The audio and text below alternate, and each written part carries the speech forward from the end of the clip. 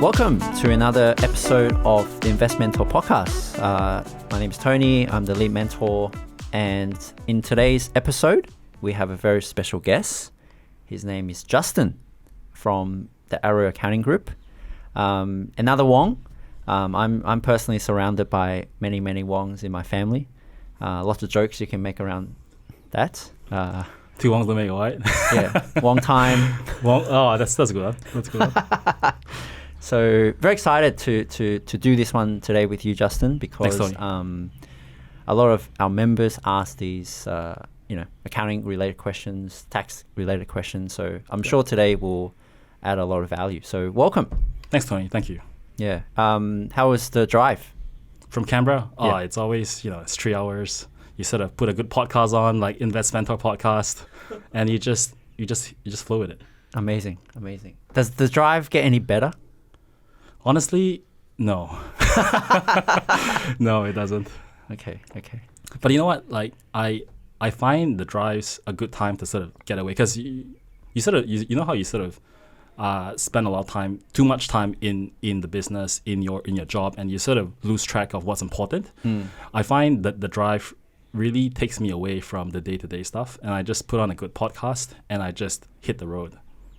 That's what I love about them. Yeah. I think in today's world, having that alone me time is actually really hard to find. Definitely. I'm reading a book now where it's all about making the best start to your morning. Yep. And having me time, as they call it, is actually super critical. What's your morning routine like for to maximize your productivity?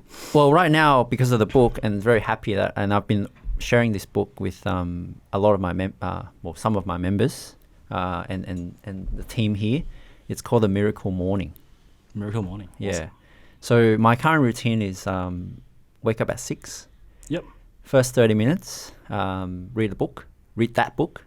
But I'm sure after I finish this book, there'll be more and more books. So 30 minutes reading, and then the next 15 minutes, write down my thoughts for the day. And then exercise, so sit-ups, push-ups. If I'm not going to gym, usually I go to gym every second or third day.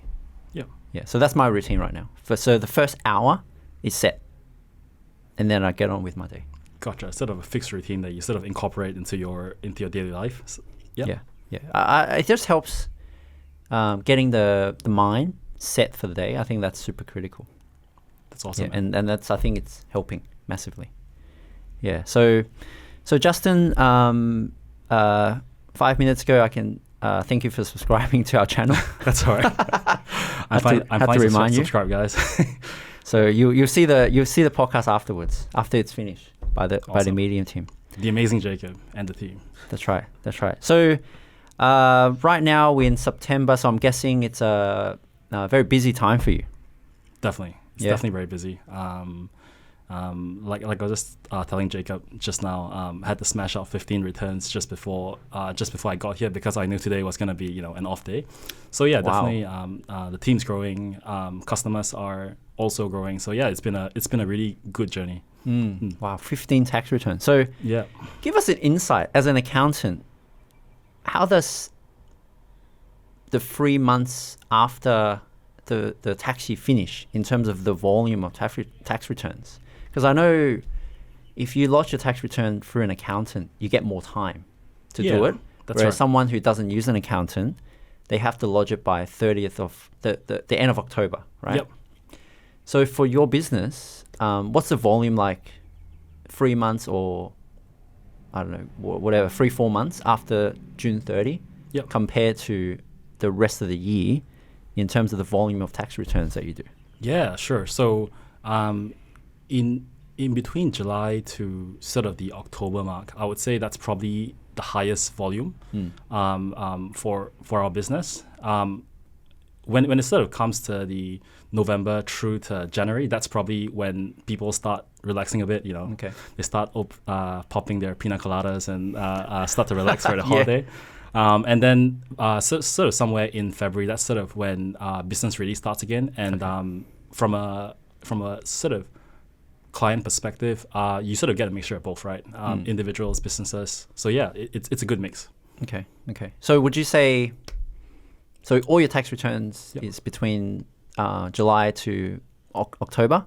Yep. And then a bit of a break, and then February again, you start up again. Yeah, I would say from a volume perspective, it's probably about 30%. 30%, yeah. Okay. Yeah. Amazing. So, and tell us a little bit about Aero Group. You know, how long have you had it? How did you start? What inspired you to start the business? Give us a bit of a story there. Definitely. Look, you probably know where I started, because we sort of met when I first started here up in Sydney, actually. It was the late fall of 2020, I believe. Sort of set up here in Sydney. I'm originally from Malaysia, but moved and studied in Canberra, and pretty much just continued ever since.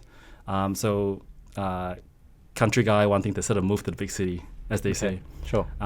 It was a really, really good experience. So that's really how I started. Like, I suppose from a perspective of what made me start it, it's really having that experience where I was from other accounting firms that didn't really get to understand the client and deliver them the best value possible. I think that's what really drove me to start my business. Simple stuff that you probably go through with your clients, right? Like if you have an investment property, if it's a new property, even if it's an old property, right? Really asking them the question and adding that bit of value and going, do you have a depreciation report?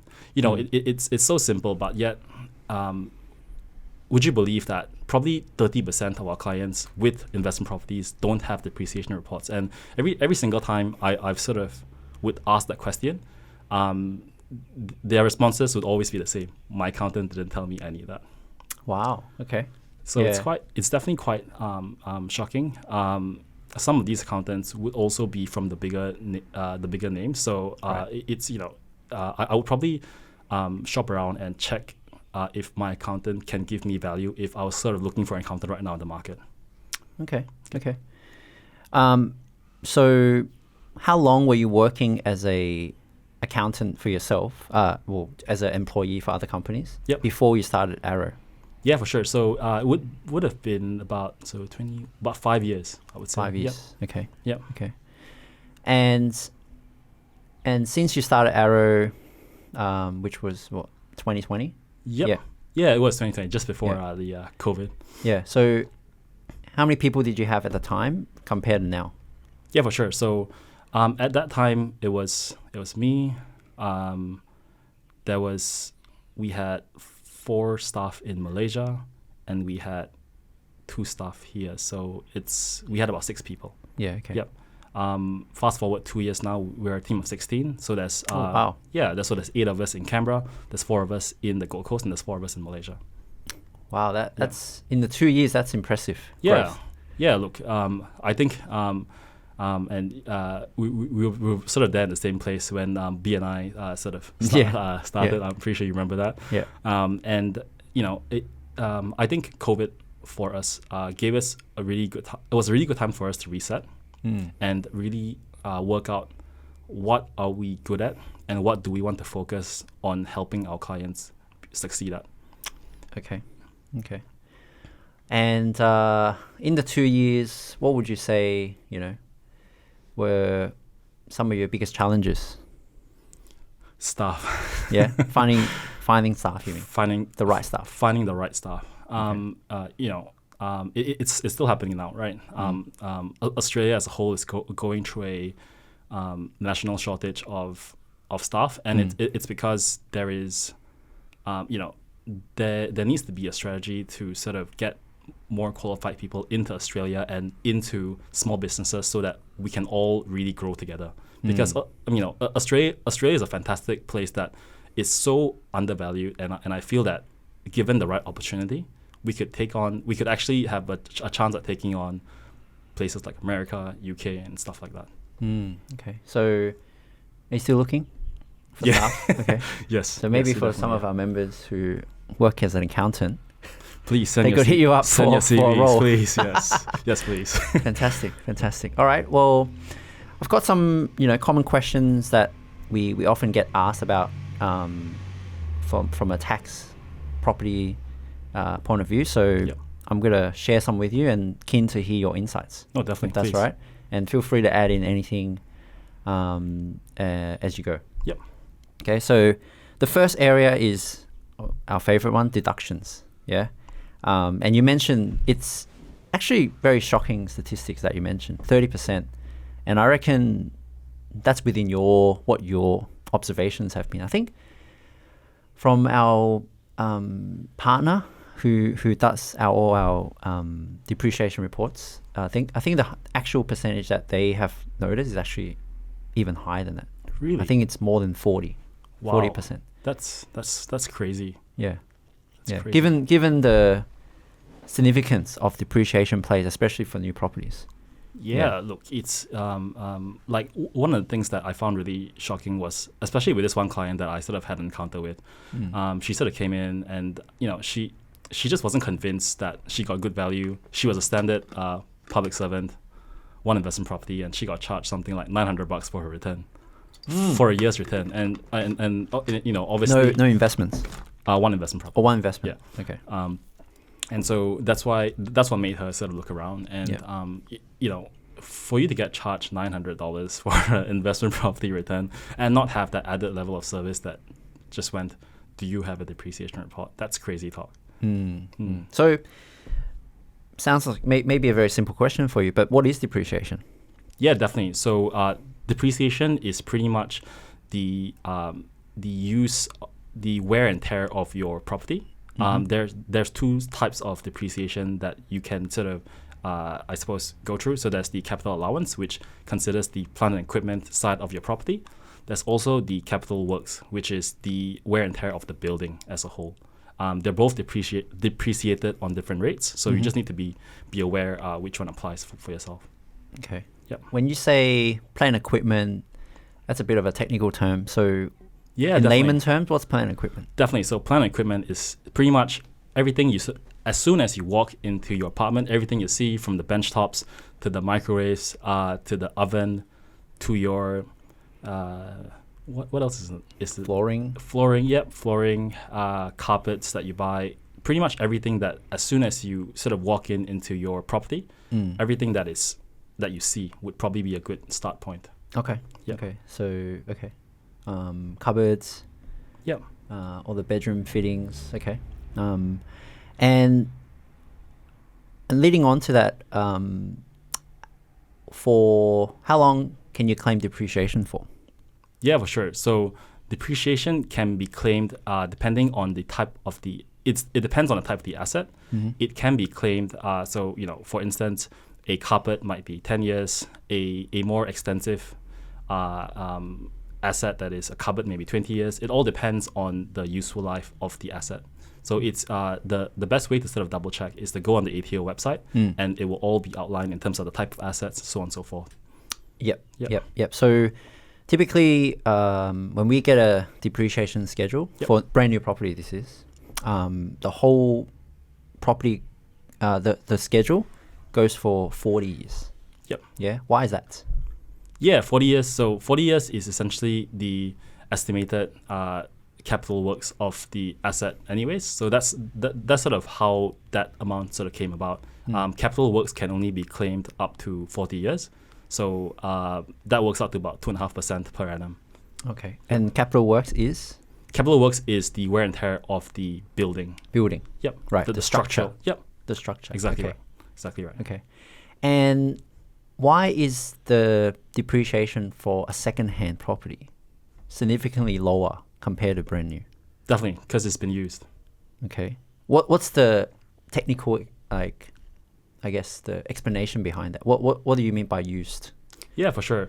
So because say for instance, let's take the microwave, right? The microwave is probably the simplest example to use. So if microwaves useful life is 10 years, let's say you bought the property in 5 years and it was a fixed-in microwave, it can't be that the microwave can still be used for another 20, 30 years. And the idea is that from the ATO's point of view anyways, is to be able to put a value to it that can depreciate so that its useful life is accounted for. Right. You could probably still use it the next 20, 30 years if it still survives, but that's sort of the ATO's estimation. Yeah. Okay. And I heard there was a change a few years ago where if you buy second-hand property, straight away you lose the ability to claim on the plant equipment. Yep, that's exactly right. Yeah? That's exactly right. Any insight into that? Why was the change made? Yeah, so I suppose a lot of taxpayers, I suppose, would take advantage of that system, and they would come in and buy the property secondhand and claim the whole amount. And so that's why that's probably what caused the ATO to sort of come in and go, hey, the property is used. You can't sort of be claiming the original value cost of the property. And so they've just sort of scrapped that, essentially. Okay. Yep. Okay. Fantastic. Yep. Any other things you want to add for depreciation, things that you typically see when you help your customers to do their tax returns? Anything else on depreciation while we're on this topic? Yeah, for sure. So there's a common myth that I'm pretty sure you've probably come across it before. Older properties, I suppose, don't have depreciation benefits. Oh, okay. I think while that is true most of the time, I always think that we always provide that other level of service where we refer our clients to the quantity surveyor just to do a free review and double check that the property at least has some form of depreciation benefit, because you don't know what you don't know, right? Yes. And so I always believe in working with the right people, the experts, to tell us if there is any depreciation benefits left in that property. Yeah. Okay. Actually, I've got a scenario for you, Justin. Just say we're talking about a 20-year-old property. Yep. Right. And someone buys it as an investment. Yep.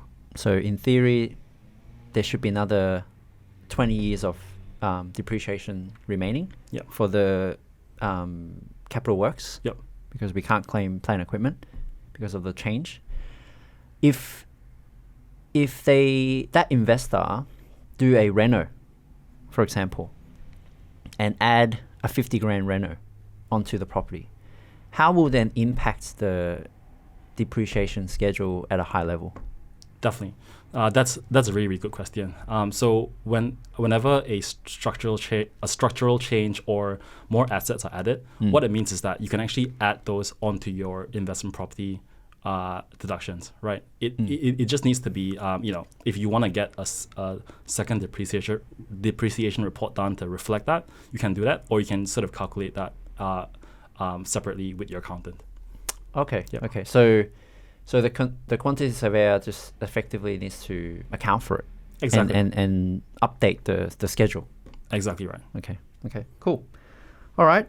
The next topic is around, because we recommend a lot of house and land construction investment opportunities to our members. So this one, again, is quite common. Once the land settles, that's when the loan kicks in. Yep. And there's a bit of waiting period between the land settlement and then when the house is actually ready to rent out, because of the construction process. Yep. Now, one of the most common questions we get is, during the time when you're waiting for the property to be built, can you claim on interest as a deduction straight away? Are you putting a bid on the land? Sorry? Just kidding. Yes. No, just kidding. So that point sort of leads me to my next point, which is for you to be able to claim a deduction for house and land or anything that you sort of in construction phase, it needs to be to a point where it is genuinely available for rent. And genuinely available for rent. What does that mean? Definitely. So genuinely available for rent essentially means that I suppose as a rule of thumb, if you walk in the property and you would live in it yourself, that would be genuinely available for rent. Oh, interesting. So everything is set up. There's not a section of the house that is purely still in construction. You probably seen those houses where it's half in construction and they try to claim that. Yeah. Okay. Yeah, and all those expenses up to that point are capital, so they need to be added at the end at the cost in the cost base. Okay. That's getting a bit technical now. So what do you mean that is added to the cost base? How does that, is that still a tax saving? What does that mean? Yeah, definitely. So essentially, with investment property deductions, they're pretty much claimed in the year that you spend it, right? Okay. With a cost base, it is worked out at the sale of your property. So all those expenses that you sort of purchase for, like you sort of constructing for, while it can't be claimed in that year itself, you're sort of adding it as an expense line item to the cost base so that you can deduct it when you sell. Right. Yep. So it's a deferred or delayed deduction. Yeah, that's right. Exactly. You can't right. claim it straight away, but you can claim it at the time of selling. Exactly right. Yep. Exactly right. Like something that's more, I suppose, more relevant to if there's anyone in Canberra listening to this right now, is that Canberra. Did you know this? So Canberra is. And we do have members in Canberra. Do you? Okay. Yes, well, of course. Well, they nationwide. Love this. They love this then. Yeah. So in Canberra, you can claim stamp duty upfront if it's an investment property. Deduction. Yes. No way. Yeah, you can. What? It's crazy. It's crazy. What are those politicians doing? They're- They must own investment properties in They Canberra. own so many investment properties. sure. Do you hear this? You heard it here first. Yeah. When did that start? Yeah. Look, Is that recent? No, it has been a while. Wow. And the idea is because so this is the other thing that I suppose applies in Canberra. In New South Wales, most land are freehold, right? So as soon as you buy it, you own the land, and you own it forever. In Canberra, what actually happens is that it's crown lease, which means that you never technically own the land. Crown land. Yeah. It's crown land. Yep. But you have a 99 something. 9 years. Yep. 99 years. That's right. Okay. Yeah. That's what they do in like China or something. They're coming. Yeah. They're coming. Okay. Interesting. Okay. That's a really interesting revelation about the stamp duty, because Canberra is the only place in Australia that allows that to happen. Yep. Because most other states, stamp duty is just added to the cost base. That's right. Yeah. That's Same as the interest holding during construction. Exactly right. Yeah. Wow. That's something I learned new today. So thank you, Justin. Good. That's all right. That's good. And on the cost base, I think that really leads into CGT. And we get asked about the CGT. How is that worked out? Generally speaking, is there like a rule of thumb, quick way of calculating your CGT? Yeah, for sure. Look, there is no real quick way of calculating your CGT. It's funny you sort of mentioned the quick way, because I sort of had a client once, and he what they assumed was CGT was a separate tax rate compared to your individual income tax rate.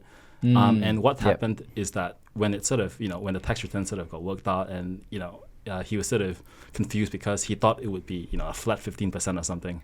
Yeah. And you sort of had to go through the client and say it's actually part of your individual income tax. Yep. And there's all that thing that happens in the middle that gets worked out before we get to that final capital gains assessment. Yes. So CGT, capital gains tax, in case anyone is wondering. And what Justin was saying is, effectively, it will be taxed at your applicable tax rate, individual tax rate. Yep. Yeah. That's exactly right.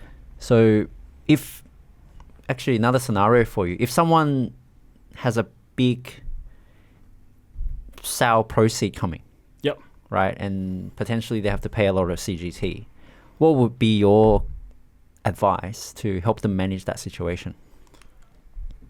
Prepare 5 years in advance. Or don't sell. 7 years in advance. Yeah. Don't sell. Yeah, exactly. Don't sell.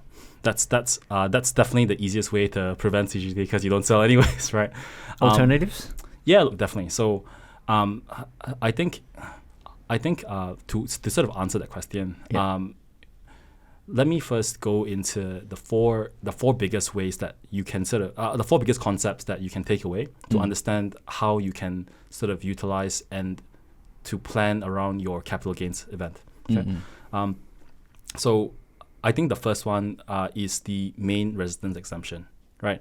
So main residence exemption means that if you live in a property and you classify that as your main residence, which most times it would be your main residence, there's no tax payable on it, right? So the interesting thing then would be, say you, Tony, right? You have a client that built a really nice house. You advise them on the property, and the especially with property prices nowadays, it just skyrockets. Let's say they make $1 million, right?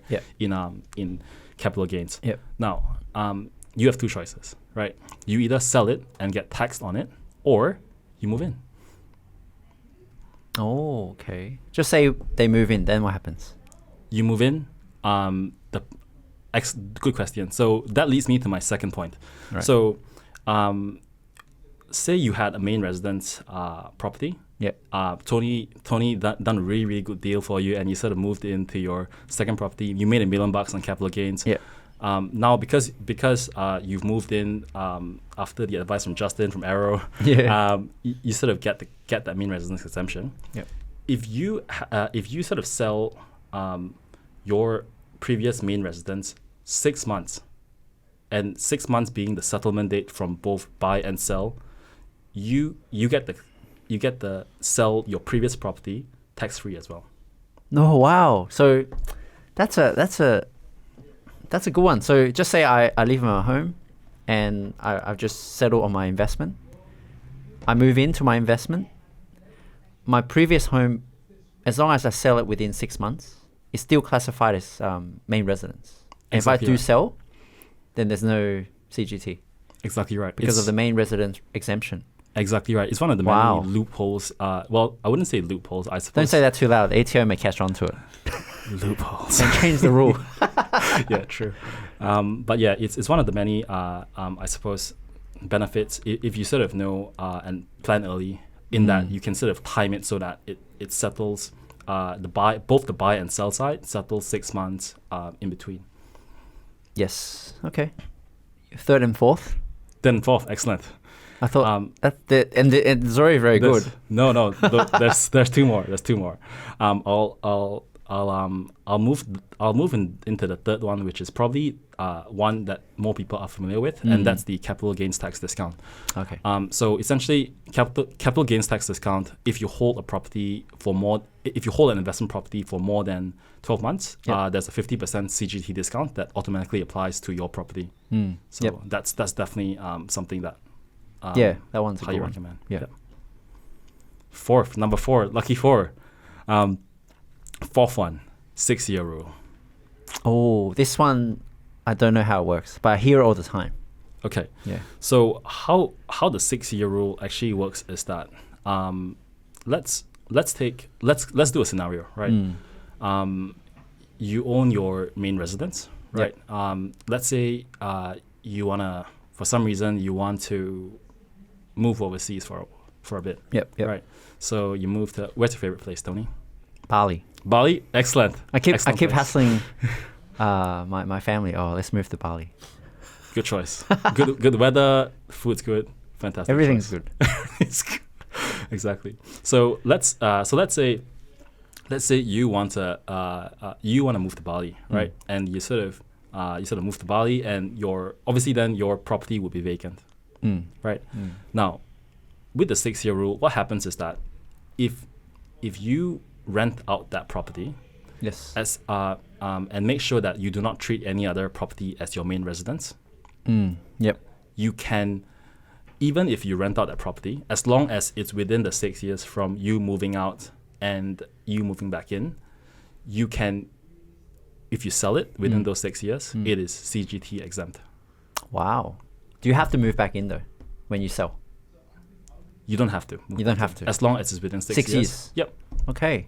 Or if you want to be a bit cheeky, which probably is, you could sort of, I suppose, you would have to justify it, but is let's say 5.5 years, you sort of decide, so I listened to Justin on the Investmentor Podcast, and I learned about the 6-year rule, and I go, hold on. I think then you tell your family, I think we should move back to Australia. Move back and You then restart. You restart The exactly. 6 years. You restart the 6 wow. years. You can restart just the go on 6 years. forever. Yeah. Well, I go to Bali again. yeah. So I go to Bali for 5.5 years, come back, and then go back to Bali. Exactly. Okay. But the ATO would want substantiation for that, so you sort of need to make sure that there's a valid reason for you to come back. So Okay. Yeah. Sure. Okay. Bruce wants me back. Bruce wants me back to, sit in the office, talk to the team. Cool. Wow. Those two things have been, well, for myself anyway, have been very useful because, didn't know about the 6-year rule, wasn't sure about the 6-month transition. Yeah. So that's amazing. So Excellent. while we're in that topic, CGT, 6 months, 6 year, the 4 key tips: main residence, 6 month, Yep. CGT discount 50%, and then the 6 year. Anything else you want to add to this topic while we're here? Yeah, definitely. Look, I think from a capital gains tax perspective, one of the things that I feel may be missed out not most times, sometimes is that with the property that was previously your main residence, Yep. I think one of the most important points that people miss out sometimes with their CGT assessment is that when you sort of live in a property first, right, you have your initial cost base, Yes. right? Yep. Now, if you sort of choose to turn that main residence into an investment property, what happens is that your cost base actually changes. Oh, really? Yes. Okay. So when you sort of purchase the property, your cost base is quite simply the cost you paid for your property, right? When you sort of treat that as your investment property, what happens is that your cost base resettles to the market value of the property at the time it is first genuinely available for rent. Oh, okay. It's getting more technical. So let's do a hypothetical example. Definitely. Right. Let's do it. Just say I bought my home for 500. Yep. Yeah, purchase price plus stamp duty plus all the on costs. Yeah, 500. And then you're saying if I convert my investment 2 years later, because I bought it through Investmentor, it skyrocketed in market value. It's now worth 600 in 2 years. So now my cost base you're saying is now 600. Exactly. Is that right? Exactly right. And doesn't that improve my CGT position? Definitely. Look, it improves it dramatically, right? Because all of a sudden you're not basing your cost base off what you paid for it, but at market value from when it was first available for rent. Ah, so you're saying the common mistake that people do is they still use 500. Exactly. And as a result, they pay more CGT. Or even sometimes, I suppose, not, whether be it from the client side or the accountant side, not having the due diligence to sort of go through, have you ever lived in it? Have you, just simple questions like that to assess what the property was at the time of it first being rented out. Ah, okay. That's a good one. That's a golden nugget for all your Investmentor listeners. Okay, thank you, Justin. That's right. Thank you. Okay, and here's another favorite topic of mine.